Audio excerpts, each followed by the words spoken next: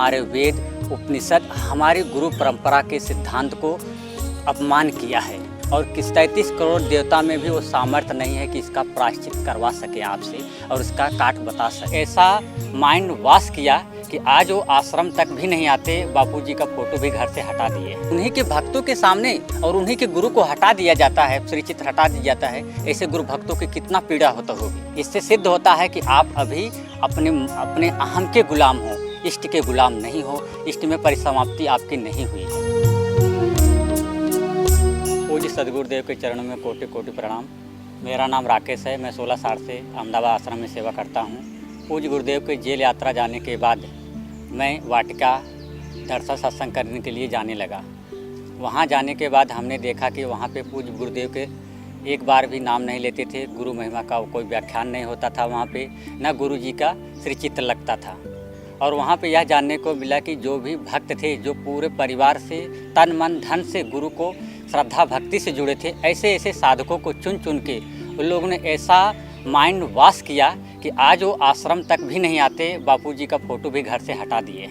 इस सृष्टि में आध्यात्मिकता का सिरमौर, ब्रह्म विद्या का उत्कृष्ट जो ब्रह्म विद्या है वो हमारी गुरु परंपरा में है। हमारी गुरु परंपरा आदि नारायण, ब्रह्मा जी, वशिष्ठ जी, व्यास जी, शंकराचार्य जी भगवान, रामानंद जी स्वामी, कबीर दास जी, दादू दीनदयाल, भगवत पाद, लीला साजी प्रभु और हमारे सदगुरु भगवान।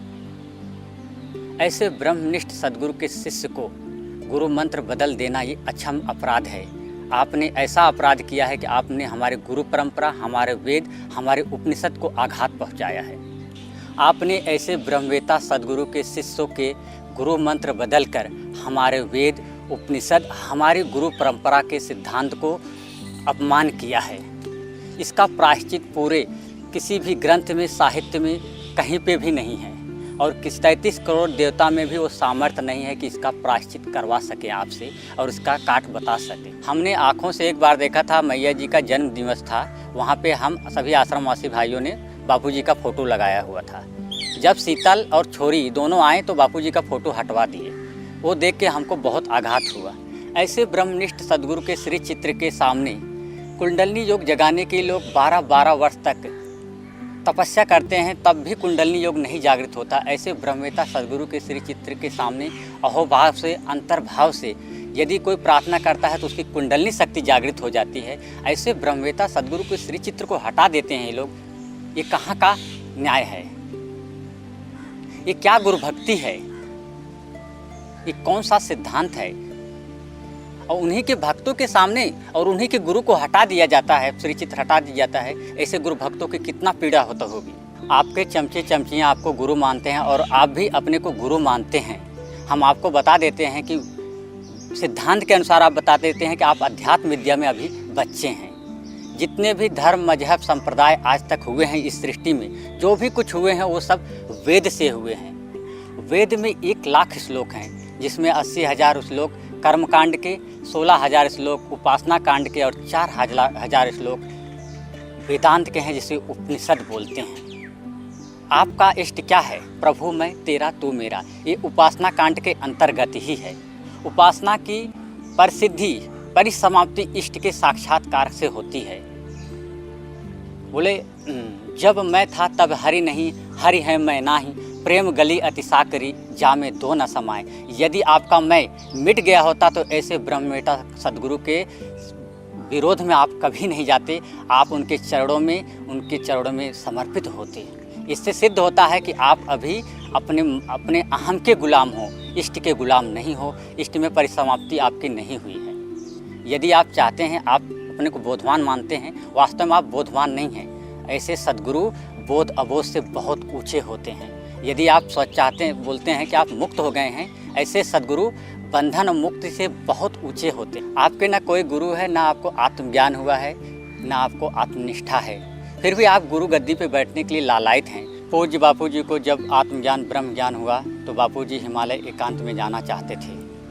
पूज्य दादा गुरु जी ने बोला कि जो आत्मविद्या, जो ब्रह्म विद्या आपने पाया है, करोड़ों करोड़ों भारतवासी, विश्ववासियों को ये आत्मविद्या, ब्रह्म विद्या उनमें बांटो। तब बापूजी ने गुरु की आज्ञा मान के यह गुरु गद्दी को स्वीकार किया और गुरु परंपरा के अनुसार अपना जीवन को ढाला और पूरे विश्व मानव को गुरु के ज्ञान को, गीता उपनिषद भागवत के ज्ञान को बांटे। और उसी गुरु गद्दी को प्राप्त करने के लिए, हथियाने के लिए आप बिना तप तपस्या, बिना गुरु किए हुए, बिना ऐसे ब्रह्म ऋषि पिता के अवज्ञा करके आप उस गुरु गद्दी को हथियाना चाहते हो। और आप ऐसे ब्रह्म ऋषि सदगुरुदेव को पिता कहने के लिए शर्म आती है। अरे देवता भी ऐसे ब्रह्मवेता सदगुरु के शिष्य बनने के लिए लायक हैं। खास मेरा भी जन्म हुआ होता इस भारत भूमि में, तो मैं ऐसे ब्रह्मवेता सदगुरु का शिष्य होता।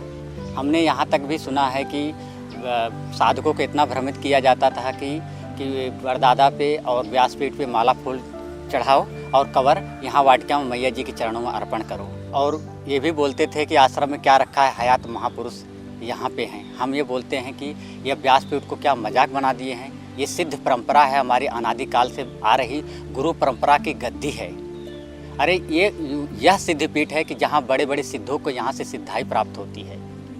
अरे सूक्ष्म जगत के बहुत सारे सिद्ध ऐसे यहाँ इस सिद्ध पीठ से सिद्धियाँ को प्राप्त करते हैं। इस धरा पे कभी कभी ऐसे ब्रह्मवेता महापुरुष आते हैं। 84 लाख योनियाँ होती हैं, जिसमें 200 करोड़ वर्ष जन्म लेने के बाद मनुष्य जन्म मिलता है। उस मनुष्य जन्म में ऐसे ब्रह्मवेता सदगुरु के शिष्य होने का हमें सौभाग्य प्राप्त हुआ है।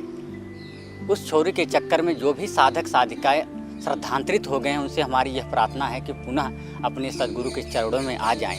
जो उन्होंने अपना मंत्र त्याग दिया है, बापूजी के श्री चक्र अपने घर में रखना छोड़ दिया है, आश्रम आना छोड़ दिया है, वह पुनः आश्रम आ जाएं। नहीं तो भगवान श्री जी बोलते हैं कि गुरु त्यागात भवेत मृत्यु, मंत्र त्यागात दरिद्रता, गुरु मंत्र परित्यागी रौरवम नरकम ब्रजेत। ऐसे रौरव नरक से भगवान कोई इष्ट भी नहीं बचा सकता। इसलिए ऐसे ब्रह्मवेता सदगुरु के चरणों को नहीं छोड़ना चाहिए। एक निष्ठ हमारी भक्ति होनी चाहिए। ऐसे आत्मनिष्ठ ब्रह्मनिष्ठ सदगुरु के चरणों में पुनः आ जाएं। सभी साधकों से हमारी यह नम्र निवेदन है, नम्र प्रार्थना है।